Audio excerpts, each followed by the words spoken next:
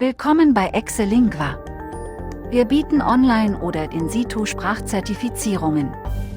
Globalisieren Sie sich und erweitern Sie Ihre professionellen Netzwerke. Hallo, willkommen en unserem Kurs. Ich heiße Manuel. ¿Qué tal? Bienvenidos a nuestro curso de alemán. Yo me llamo Manuel y hoy vamos a ver la clase 1, el tema número 1, correspondiente al nivel 1 de alemán. Alemán, que por cierto, en el propio idioma alemán se escribe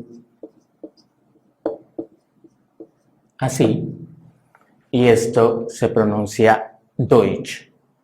Repito, se pronuncia Deutsch, así es como se llama el idioma en el idioma mismo, así como en español. Nuestro idioma se llama español y tiene esta forma de escribir que ya conocemos. Bueno, el nombre del idioma alemán en alemán se escribe así y repito una vez más, se pronuncia Deutsch.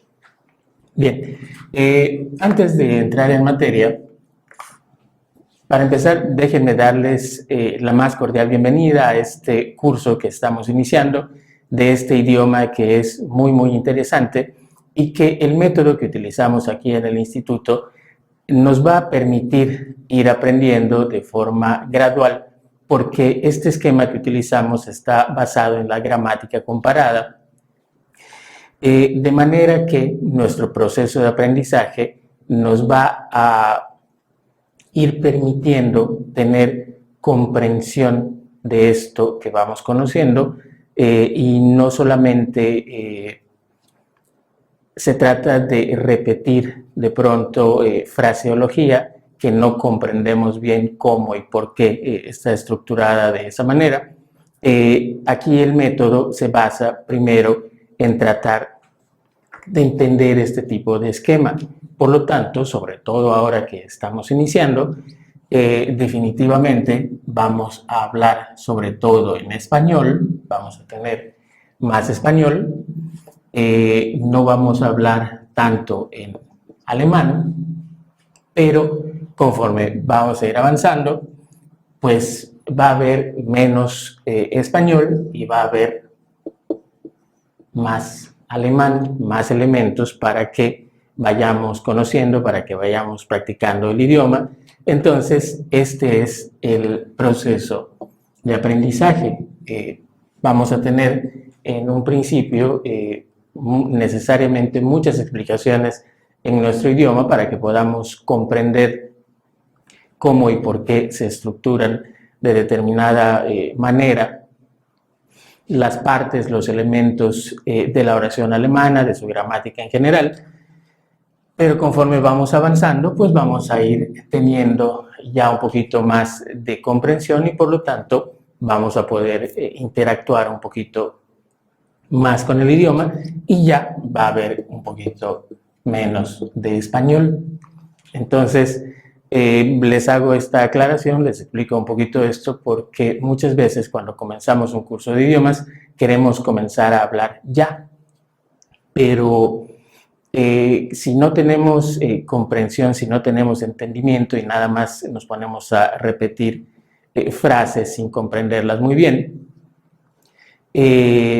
igual y no nos da al final del proceso, que esto es un proceso, el mismo dominio del idioma y la misma comprensión no llega a ser la que esperamos. En cambio, al utilizar este esquema, donde no nos enfocamos en un principio tanto en repetir cosas para memorizarlas sin entenderlas, sino más bien nos enfocamos en entenderlas, pues muchas, en general las explicaciones va a requerir que sean en un idioma que podamos comprender. De pronto, en cuestión de gramática, aún en nuestro propio idioma, de pronto hay elementos que si no nos los explican, o conceptos que si no nos los explican, hablando de la gramática española, pues aunque hablamos el idioma, de pronto no los conocemos o no los comprendemos totalmente bien. Entonces, imagínense si además de esto, la explicación gramatical fuera en alemán, cuando todavía no lo hablamos, pues no tendría sentido, no sería realmente funcional. Bueno, entonces, pues esta es un poquito la característica perdón, del curso. Vamos a ir avanzando, desde luego, poco a poco, paulatinamente, en este proceso de aprendizaje gramatical, pero de verdad que es muy interesante y si tomamos el curso, finalmente vamos a obtener un muy buen nivel.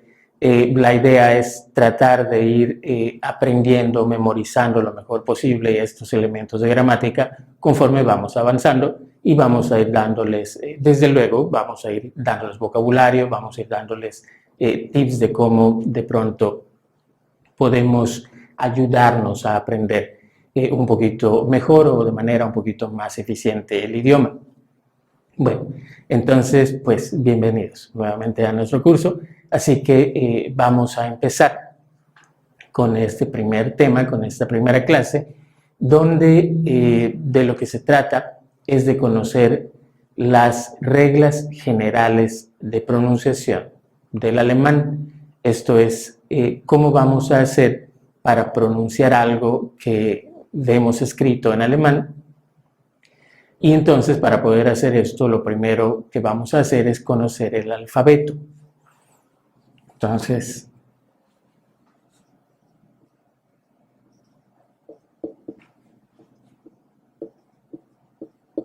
esto es das Alphabet. Así es como se dice el alfabeto. Aquí tenemos el artículo y aquí tenemos el sustantivo alfabeto. De una vez les menciono una primera regla ortográfica alemana que es muy importante que conozcamos porque no coincide exactamente con nuestras reglas ortográficas del español, y esto es que todos los sustantivos, todos los nombres comunes en alemán también se escriben con mayúscula como los nombres propios. En nuestro idioma, es decir, en español, los nombres propios obligatoriamente debemos escribirlos con mayúscula, pero los nombres comunes, los sustantivos, no se escriben con minúscula, como cuando digo casa, juguete, libro, pensamiento. Todos esos nombres comunes, todos estos sustantivos en nuestro idioma se escriben con minúscula, pero en alemán, todas estas palabras que acabo de decir, su correspondiente en alemán, aun cuando son nombres comunes, aun cuando son sustantivos, se deben escribir obligatoriamente con mayúscula, como, repito, en nuestro idioma, los nombres propios. Aquí todos los nombres comunes y propios se escriben con mayúscula, como el caso de alfabet, y la primera palabra, que es el artículo definido, como cuando decimos en español el alfabeto, aquí no es que tenga que escribirse con mayúscula también todos los artículos. Les aclaro que esto no es así. Esto es simplemente como en español y como en general en la mayoría de los idiomas, cuando comienzo a escribir o después de punto, la primera palabra va con mayúscula. Aquí sí, no es porque se trate de un artículo, sino porque es la primera palabra con la que estoy comenzando a escribir. Esta sí obligatoriamente tiene que ir en mayúscula. Entonces, si de pronto al poner algún título no pongo el artículo con mayúsculas, esto es solamente para que notemos y para que nos acordemos que el que tiene que estar escrito obligatoriamente con mayúscula es el sustantivo. Esta es una regla ortográfica importante del alemán que tenemos que observar y que no corresponde exactamente con el español. Bien, entonces vamos a conocer primero cuáles son las letras del alfabeto francés, del alfabeto alemán, y vamos a ver cómo se llaman. Varias de estas letras tienen una equivalencia fonética en español, que es prácticamente la misma pronunciación en ambos idiomas, pero en algunos casos algunas letras no se pronuncian igual o tienen características de uso particulares que no coinciden con nuestro idioma. Entonces las vamos a ver posteriormente. Lo primero que vamos a hacer es conocer las letras del alfabeto, saber cómo se llama cada una de ellas. Entonces, vamos a comenzar. Les pongo primero las letras y ahora les digo los nombres.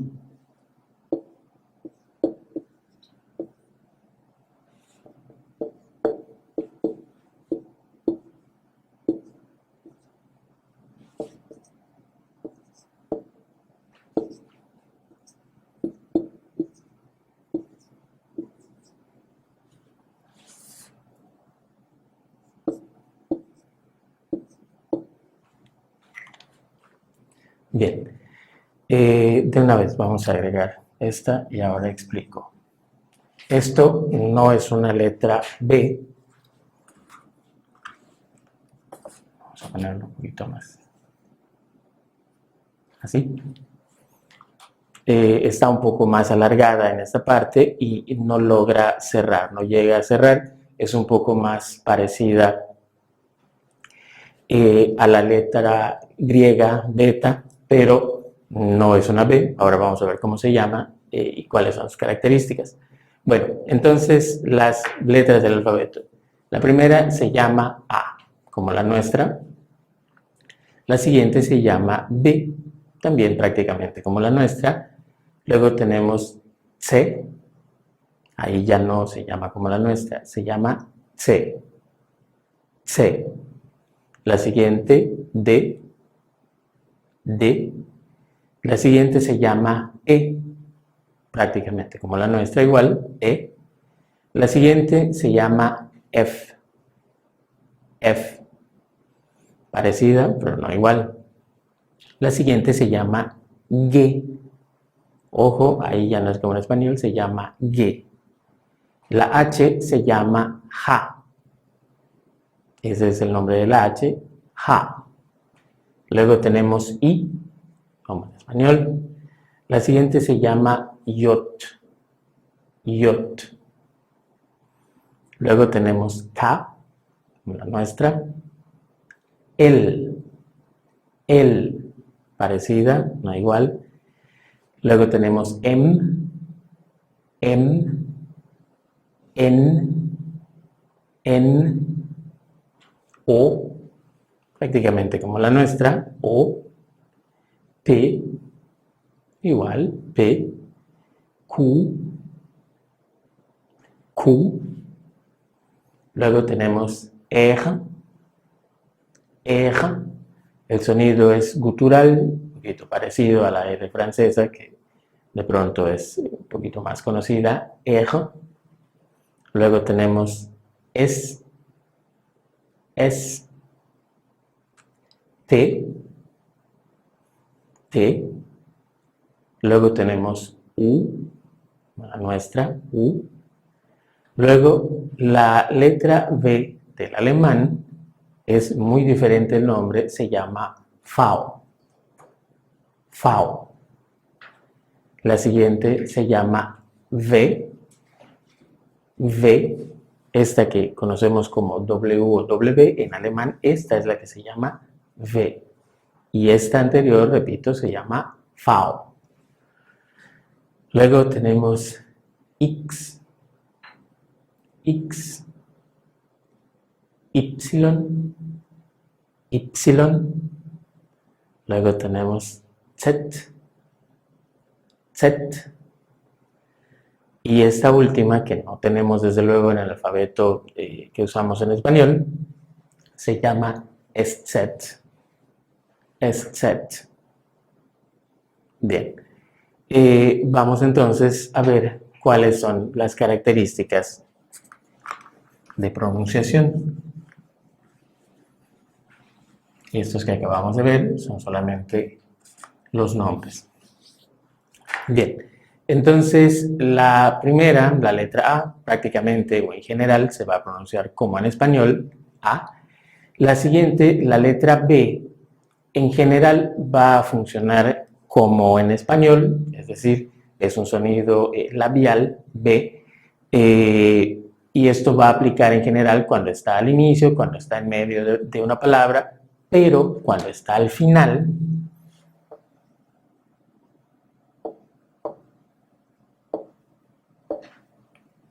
Entonces, la tendencia es que se pronuncia nítidamente, se pronuncia claro y fuerte, a diferencia del español. Entonces, en alemán suena casi como si fuera una letra P. Se pronuncia Urlaub, Urlaub. Ese es el nombre, o más bien, ese es el sonido de la palabra Urlaub, donde al final estamos usando esta letra B, y cuando está ahí colocada al final, la tendencia es que se pronuncia claro y fuerte, casi como si fuera una P. Urlaub, que es la palabra vacaciones. Luego, la letra C del alemán, que dijimos se llama C, cuando va acompañando a las vocales A, O, U, el sonido es fuerte, suena K, Ko, Q, pero si va acompañando a la letra E o a la letra I, entonces se pronuncia similar a su nombre en alemán, esto es C, sí. ¿Sí? Si está con A o U, prácticamente como en español, K, Ko, Q, con EI suena C, sí. Por ejemplo, hay una palabra bastante usual y a propósito les comento, la letra C en combinación con vocales es muy poco usual. En alemán casi no hay palabras en alemán que tengan esta característica, porque frecuentemente en las palabras de origen germano este sonido fuerte con A o U, que también aplica para EI, se hace con la letra K. Entonces la letra C es poco usual, y en el caso de EI generalmente se usa la Z. Pero esta es una de las pocas palabras, relativamente pocas palabras que hay en alemán, donde se utiliza la C, y aquí además podemos ver la combinación con I y la combinación con A, en estas vocales, una débil y una fuerte, y que por cierto no es de origen germano tal cual, es de origen latino, por eso, y sobre todo en ese tipo de palabras vamos a encontrar la letra C usada directamente con vocales. Entonces esta palabra se pronunciaría circa, circa, que se podría entender como aproximadamente. Bueno, esta es la característica básica de la letra C cuando se utiliza con vocales. Pero por ejemplo, algo que sí es muy usual y nos vamos a encontrar frecuentemente en el alemán, es que la letra C puede usarse en combinación con la letra H, y en la mayor parte de los casos, sobre todo después de vocal, la tendencia es que esto se va a pronunciar prácticamente como una J, como por ejemplo en la palabra Buch, Buch, que por cierto significa libro. Y también de una vez vamos a hacer esta aclaración antes de continuar. Esto que estamos viendo, esto que estamos conociendo hoy en este tema, en esta clase, son reglas generales de pronunciación. ¿Qué significa esto? Que son reglas que en general, esto es, en la mayor parte de los casos, van a aplicar, pero no son reglas absolutas de pronunciación. Esto quiere decir que en muchos casos hay excepciones a la regla, pero una vez que ya sabemos la generalidad, ya sabemos cómo se pronuncia determinada letra o determinada combinación de letras, si hay algún caso particular, es mucho más fácil, una vez que ya sabemos en general cómo suena, aprendernos los casos excepcionales o los casos particulares. Entonces, esto es lo que estamos conociendo hoy, porque necesitamos esto como base. Entonces, CH en la mayor parte de los casos, en general, y sobre todo decimos cuando está después de vocal, la tendencia es que suena como una J. por ejemplo, en la palabra buh o en el pronombre sujeto ich, que podría, bueno, más bien, que sería el equivalente de la versión yo del español, y que, por cierto, también les menciono, dependiendo de la región, del lugar de donde sea oriunda la persona que habla alemán, de pronto algunos sonidos son un poquito más cerrados, un poquito más vibrados o menos, dependiendo del área de la que provenga la persona. Hay lugares donde eso lo pronuncian más cerrado y suena ich. Pero si nosotros como aprendices del idioma pronunciamos en general como si fuera una J, la tendencia es que la pronunciación va a ser muy cercana. Ya si a posteriori queremos tratar de emular algún tipo de acento de determinada región porque nos gusta más cómo suena, bueno, podemos. Esto es un poquito como aprender español y nos guste un acento de determinado país o bien de determinada región incluso de un país específico. Bueno, entonces esta es la característica con cuando se usa CH. Si se usa la combinación CHS, es como si fuera una J y una S, entonces esta palabra sonaría sex. Muchas veces de pronto se hace la asociación de esta combinación de letras con el sonido de una X. En realidad no es igual, pero si se nos complica de inicio, sobre todo si no estamos hablando muy lento, es casi imperceptible la diferencia. Sex. ¿Cuál dije? ¿Con J o como si fuera, o sea, como si fuera JS o como si fuera una X? Entonces, sex. ¿Va? Y también está la combinación SCH, que suena sh, como si fuera la combinación SH, y entonces tenemos, por ejemplo, la palabra schon, que se entendería como ya, y también está la combinación TSCH, bueno, también va involucrada la C, y entonces esto nada más a pantalla, son como muchas letras, pero se pronuncia como si en español fuera la combinación CH, que por cierto antes se conocía en español como che, o sea, esto suena ch, como por ejemplo habíamos puesto en un inicio el nombre del idioma que es alemán, que tiene SCH, y entonces decimos Deutsch. Bien, entonces, pues esa es la característica de la letra C y algunas de las combinaciones en las que suele usarse en alemán y cómo se pronuncia. Bueno, luego la letra D básicamente funciona como la nuestra, E, F, también como la nuestra, la letra G. La característica de la letra G es que siempre es fuerte. Es decir, no importa con qué vocal esté, siempre va a sonar como en el caso de A. Suena ga y por lo tanto aquí suena ge, gi, go, gu. En alemán no requiere una letra más para hacerla fuerte, siempre va a sonar fuerte. Entonces suena ga, ge, gi, go, gu. Así va en alemán. Y cuando está al final, la característica diferente que tiene es que se pronuncia claro y fuerte, casi como si fuera una K, como por ejemplo en la palabra Tag, en la palabra día.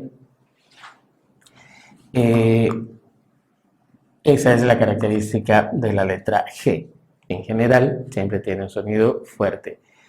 Luego la H, esta que se llama ja,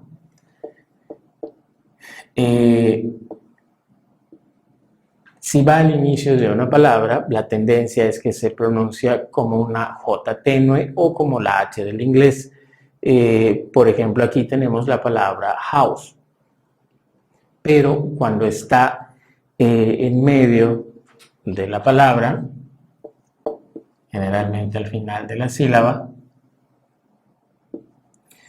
entonces la tendencia es que nos sirve para elongar o para prolongar un poquito el sonido de la vocal, pero de todas maneras no se pronuncia esa H. Por ejemplo, aquí tenemos fahren, fahren. Entonces la H no se pronuncia. Lo mismo si estuviera al final, la tendencia es que no se pronuncia, solamente cuando va al inicio de palabra y en un momento dado al inicio de la sílaba, sobre todo, por ejemplo, cuando son palabras puestas donde una de estas palabras tenía una H que sonaba porque estaba al inicio. Entonces, también ahí puede ser, pero en general la tendencia es que en medio o al final no se pronuncia, al inicio sí. Bien, decíamos, son reglas generales, así que vamos a tratar de mantenerlo simple. No vamos a mencionar todos los casos particulares por ahora, porque sería demasiada información y de momento necesitamos conocer esas reglas generales. Ya dijimos, vamos a ir avanzando paulatinamente, pero también de manera progresiva, de manera que vamos a ir conociendo más cosas respecto a la pronunciación, más detalles, más precisiones. Bueno, la I básicamente funciona como la nuestra. La J, la tendencia es que se va a pronunciar,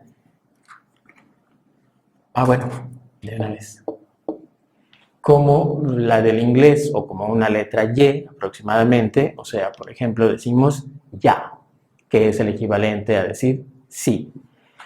O por ejemplo, en el sustantivo, ya, que es como la palabra year. Esto es como la palabra año. Entonces, ya, ya. Aquí no importa con qué vocal, la tendencia es que suena aproximadamente como una Y o como la J del inglés. Luego tenemos K, básicamente como la nuestra, L como la nuestra, ya sea una o doble, la tendencia es que suena solo una L. M, N básicamente funcionan como la nuestra. O, P, suenan igual. La característica nada más que tiene la letra P es que puede usarse en combinación con la letra H, como por ejemplo decíamos en el sustantivo, en el nombre alphabet. Esta característica es la que tiene la letra P, que no coincide en español. La letra Q, hay muy pocas palabras relativamente que usen la letra Q, que es de origen latino y que se usa en general en combinación con la letra U. Y cuando se hace esta combinación QU, la tendencia es que pronunciamos un sonido como si fuera una K y una V, y se pronuncia kve, kvele, kvele. O, por ejemplo,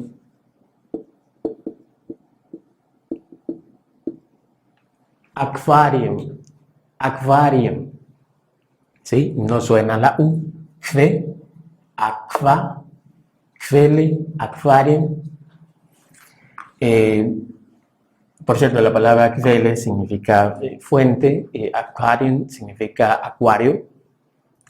La R al principio o en medio es gutural, por ejemplo, la palabra hot, rojo, hot, o por ejemplo hace un momento pusimos un verbo, vamos a poner uno más, por ejemplo, fragen, fragen, pero si está al final, la tendencia es que no se pronuncia de manera gutural, sino se convierte en un sonido casi vocálico, casi como si fuera una A, muta, muta, no suena muter, muta.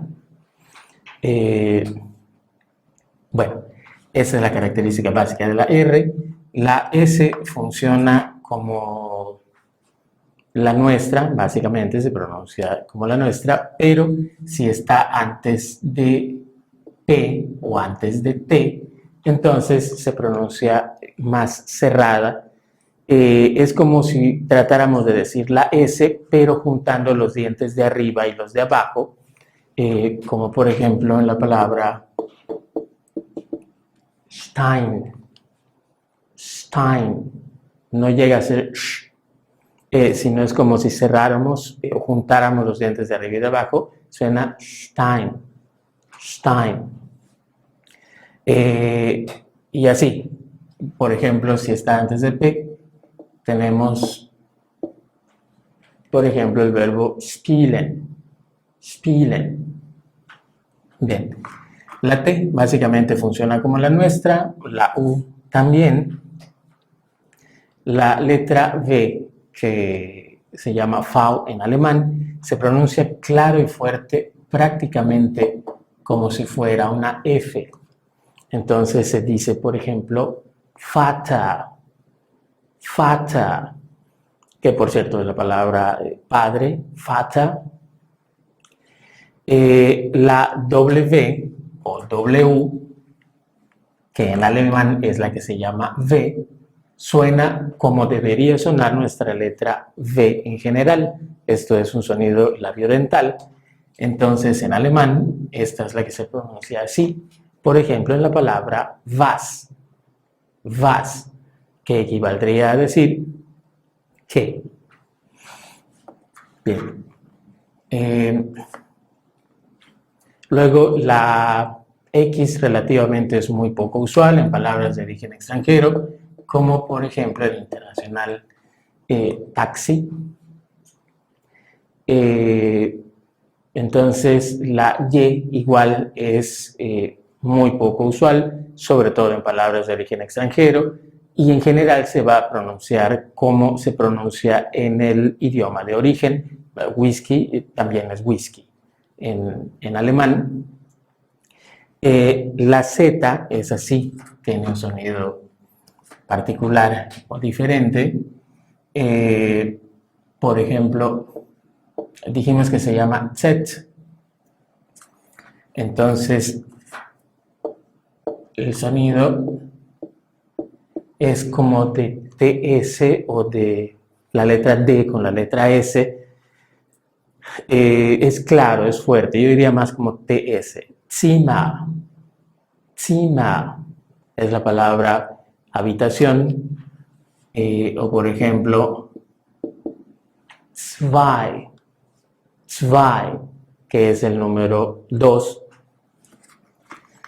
Y la EZ, que es la letra extraña que no tenemos en español, pues en realidad nada más a pantalla. No es una B mayúscula, dijimos, en alemán no hay de manera regular, no hay letras mayúsculas en medio de una palabra que está escrita con minúsculas. O sea, no podría ser una B, porque tendría que ser así, ya que mayúsculas de manera natural no hay en medio de las palabras. Por lo tanto, esta letra, que decíamos se ve rara, pues en cuanto a valor fonético es como si se tratara de doble S. Por ejemplo, esta palabra sonaría Straße, Straße, que es calle. Y bueno, a partir de los años 90 hubo acuerdos, hay modificaciones donde la EZ, por cuestión de la globalización y de la internacionalización de la comunicación, en nuestros teclados hispanos, por ejemplo, no tenemos una EZ. Entonces, para efecto de comunicación, es válido en muchos casos cambiar la etc por doble S, pero esto tiene algunas restricciones. Esto nada más para que sepan que en un momento dado es posible ver esto escrito así, pero originalmente la palabra se escribe con etc. Bien, entonces una vez que ya sabemos de estas formas en las que se van a pronunciar estos valores fonéticos que tienen las letras del alfabeto, ya para concluir nos faltan dos elementos. Uno, esto que se conoce como umlaut, que es una alteración de sonido que tienen específicamente las vocales A o U. Cuando se les coloca una diéresis, entonces la A se pronuncia E, prácticamente como si fuera una E. La O umlaut suena E, similar al sonido de la E francesa, si esto no es familiar. Si no, les doy el tip. Ponen la boca como para decir una letra O una letra U, y sin cambiar la posición de la boca, la forma cónica de la boca, intentan decir el sonido de una E sin cambiar la posición, y lo que sale es E. Esto es aproximadamente el sonido de esta letra, y la U con diéresis, la U umlaut, su sonido es como el de una U francesa, si esto no es familiar. Si no, el tip para pronunciarlo es: colocamos la boca de forma cónica, como si fuéramos a decir una U o una O, e intentamos decir una letra I sin cambiar la posición de la boca. Y lo que sale es un sonido que no hacemos en español, que es U. U. Entonces suena E, U, U.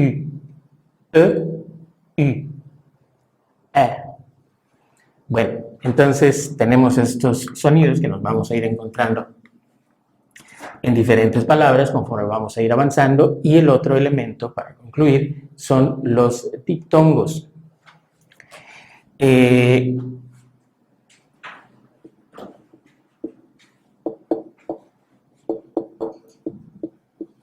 Die Diphthonge es como se llaman estos diptongos, y básicamente un diptongo es esta combinación de dos vocales, por lo tanto podría haber una buena cantidad de diptongos, haciendo combinaciones con las 5 diferentes vocales, más las que tienen diéresis, pero específicamente nos interesan a nosotros los diptongos que al generarse también conllevan un cambio de sonido.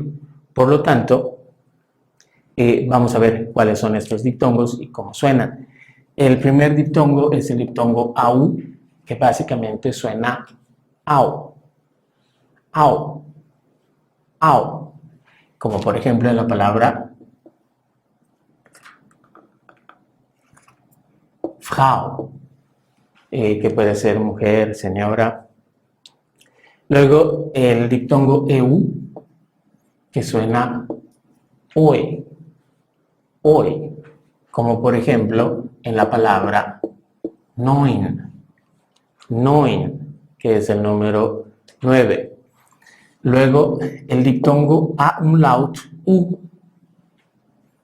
Si habíamos dicho que la A umlaut suena prácticamente E, y esto es U, entonces es como si tuviéramos EU, y por lo tanto esto también suena OE como este.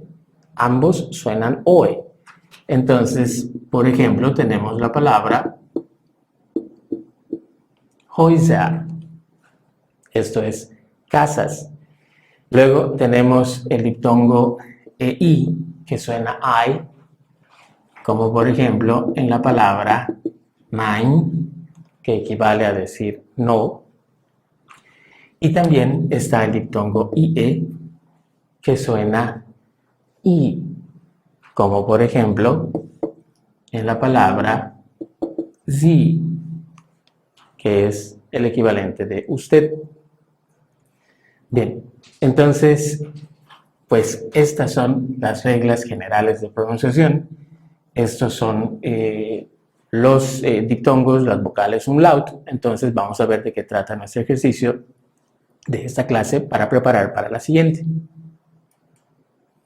Bien, en el ejercicio la instrucción nos pide que subrayemos los diptongos. Obviamente los diptongos que al generarse conllevan cambio de sonido.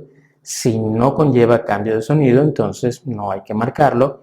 Desde luego, lo que sí habría que hacer sería buscar los significados de estas palabras y tratar de identificar cómo se pronuncian. Luego, en la siguiente parte, les piden que escriban el diálogo que les dan en el orden correcto. Aquí, desde luego, este tipo de vocabulario, estas palabras, los verbos que puede tener, no conocemos nada de esto. Por lo tanto, el ejercicio es tratar de entender lo mejor posible, de traducir y entender lo mejor posible qué dice cada una de estas frases y tratar de armar el diálogo para empezar a relacionarnos con el idioma y tratar de ir comprendiéndolo. Obviamente esto lo vamos a revisar en la siguiente lección y vamos a explicar varias de las características y de las cosas que aparecen en este diálogo. Bueno, entonces, pues de eso es de lo que trata el ejercicio. Pues les explico, al final de cada clase, al final de cada uno de nuestros temas, vamos a tener también un clip con algún tema cultural importante de Alemania. Específicamente en este tema vamos a ver en nuestro clip la Puerta de Brandenburgo, que es uno de estos sitios icónicos representativos de la cultura alemana. Este viene hablado en alemán, vamos a ver que nos cuentan acerca de esto en alemán, y en su material viene la transcripción de esto que vamos a estar oyendo en alemán y también la traducción. Entonces, regularmente así es como vamos a estar cerrando nuestras clases. Al final vamos a tener un clip con algún tema cultural, algún dato interesante de Alemania.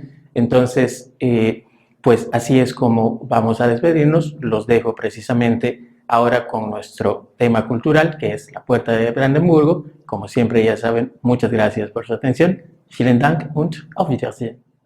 Das Brandenburger Tor. Das Brandenburger Tor in Berlin ist ein frühklassizistisches Triumphtor, das an der Westflanke des quadratischen Pariser Platzes im Berliner Ortsteil Mitte steht.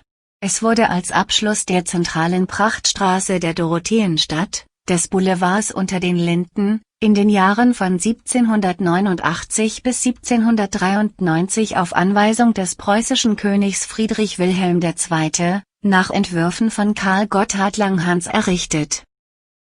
Die das Tor krönende Skulptur der Quadriga ist ein Werk nach dem Entwurf des Bildhauers Johann Gottfried Schadow. Westlich des Brandenburger Tores befinden sich die ausgedehnten Grünflächen des großen Tiergartens, die in geradliniger Verlängerung der Straße unter den Linden von der Straße des 17. Juni durchquert werden. Die Platzfläche unmittelbar westlich des Tores trägt den Namen Platz des 18. März. Das Tor ist das einzig erhaltene von zuletzt 18 Berliner Stadttoren. In der Formensprache stellt es die Hinwendung vom römischen zum griechischen Vorbild dar. Es ist eines der ersten klassizistischen Bauwerke in Preußen und markiert hiermit den Beginn des Klassizismus als staatstragende Architektur in Preußen. Das Tor ist das bekannteste Berliner Wahrzeichen und ein deutsches Nationalsymbol, mit dem viele wichtige geschichtliche Ereignisse des 19. und 20. Jahrhunderts verbunden sind. So wurde bis zum Zweiten Weltkrieg vor allem das Ende der napoleonischen Herrschaft 1813 bis 1815 mit dem Bauwerk verbunden. In der Weimarer Republik wurde hier alljährlich am 11. August der Verfassungstag begangen. Bis zur Öffnung des Eisernen Vorhangs stand es unmittelbar an der Grenze zwischen Ost- und West-Berlin und symbolisierte so während des Kalten Krieges das Aufeinandertreffen von Warschauer Pakt und NATO. An der weltpolitisch heikelsten Stelle ihres gemeinsamen Grenzverlaufes entsprechend wird das Brandenburger Tor seit 1990 auch als Symbol der Überwindung der Teilung Deutschlands und Europas angesehen.